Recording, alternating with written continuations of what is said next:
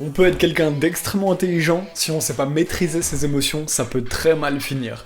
Bonjour et bienvenue dans ce podcast, on va parler de l'intelligence émotionnelle. Concept peu populaire en France, peu connu, mal interprété parfois.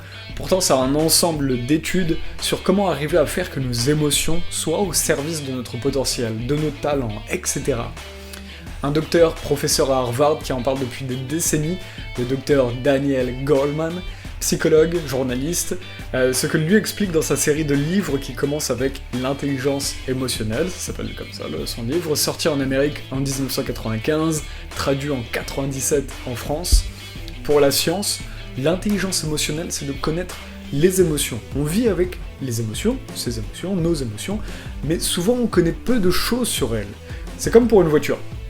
Quand on conduit, on apprend d'abord à connaître ce qu'est un moteur, un volant, des bougies d'allumage, et on apprend les bases pour pouvoir savoir où on peut aller, là où on peut pas aller, et ce qu'on peut réparer nous-mêmes, et là où il faut appeler le garagiste parce que c'est trop compliqué pour nous. C'est la même chose pour le corps humain et ses émotions.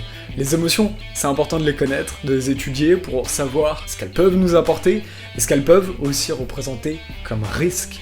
Mais ça, c'est quelque chose qui manque souvent dans notre éducation, celle qu'on donne aujourd'hui à nous tous. On n'apprend pas aux gosses à savoir exactement quels sont les tenants et les aboutissants de la colère, de la joie. Quand je dis les tenants et les aboutissants, vous voyez ce que je veux dire, quoi. On va par exemple prendre un cas concret pour se rendre compte. L'excès de colère, c'est un de ses chapitres dans son livre.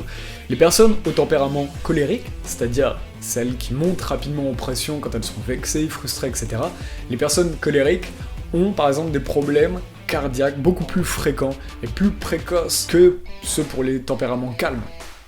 Pour certains, ça peut sembler logique et ces gens-là vont dire « Oui, mais je suis colérique et je suis comme ça, nanana ». Ils vont se sentir comme une victime face à leurs émotions. Or, c'est faux. Aujourd'hui, c'est scientifiquement prouvé, ça même lisez ce livre, on peut changer nos émotions, on peut agir dessus. C'est d'ailleurs tout le travail des psychologues en général, même si des fois on les critique. C'est qu'on va trouver des modèles. On va essayer de, par exemple, si on est colérique et qu'on se rend compte que là, ça nous tue d'être colérique. Pas directement, on va en parler après. C'est de trouver des modèles et de voir que quelqu'un qui est calme là-bas, on voit son comportement, on se dit putain, j'aimerais être calme. Ça veut dire qu'on prend cette personne comme modèle et on va étudier comment est-ce qu'elle fait pour arriver à devenir pareil. Il faut juste se dire ok, je suis pas parfait. Les personnes colériques ont complètement intérêt à essayer de changer ce caractère pour une autre qualité, parce que ce qui se passe, c'est que chaque crise de colère, ça va pas tuer directement la personne, c'est un lent processus qui va faire que l'on va avoir des lésions qui vont se créer chez la personne. Ces lésions vont conduire à une fragilité du cœur ensuite par la suite. Il dit que par exemple, il cite « Chaque crise met le cœur à rude épreuve ». Donc on va avoir plus de problèmes cardiaques et des morts par crise cardiaque beaucoup plus précoces. Le truc intéressant qu'il dit par exemple, c'est par rapport à la pression, parce que c'est pas la pression qui nous rend malade, la pression par exemple dans un environnement de travail, ça va plus être l'hostilité. On peut croire que c'est la pression, mais la pression des fois elle est bonne. Par exemple, tu joues à un match de foot et il y a la pression, mais tu marques un point et là t'exploses de joie. Ce qui est pas bon, c'est l'hostilité, c'est se sentir en danger ou pas en confiance dans un milieu. C'est là où ça c'est la base pour pouvoir développer des trucs comme la colère derrière. On peut même lier ça avec les théories de Carl Jung, un autre psychologue, qui parlait déjà il y a longtemps de ce que l'on savait sur la conscience. Les maladies comme l'asthme pourraient être liées à la pensée, c'est-à-dire que l'asthme, qui est la difficulté à respirer, c'est quand le cerveau se dit « l'atmosphère dans laquelle je vis est irrespirable ». Quand on a des nausées, c'est quand le cerveau se dit qu'on ne peut pas digérer la situation. Sauf, par exemple, pour des cas où là t'as bouffé un mauvais truc. Même certains problèmes de vue ont été avérés très clairement être psychologiques. Certains problèmes, j'ai bien dit. Comme quand des personnes qui perdaient réellement la vue pendant des semaines, des mois ou plus, et la retrouvaient en fait après, c'était que consciemment, ou c'est même, ça arrive encore, c'est que consciemment ils se disent qu'ils ne veulent pas voir la vérité en face, voir la réalité, etc.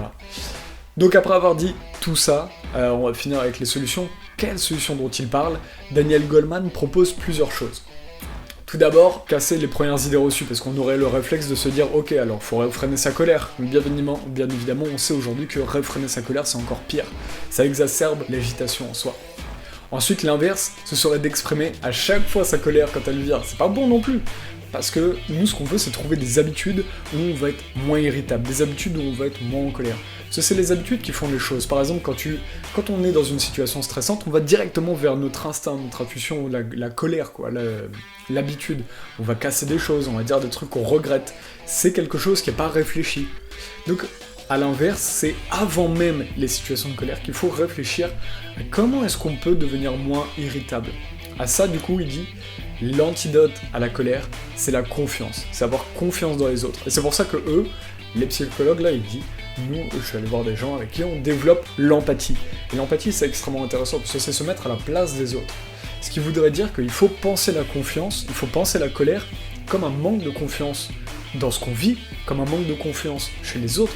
On est là, la colère, c'est quand on vit quelque chose qui est totalement à l'opposé de ce qu'on pensait vivre.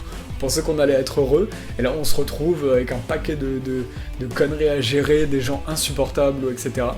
En fait, c'est apprendre à faire confiance à ces gens-là, ou alors des fois peut-être à s'éloigner des gens qui nous rendent en colère.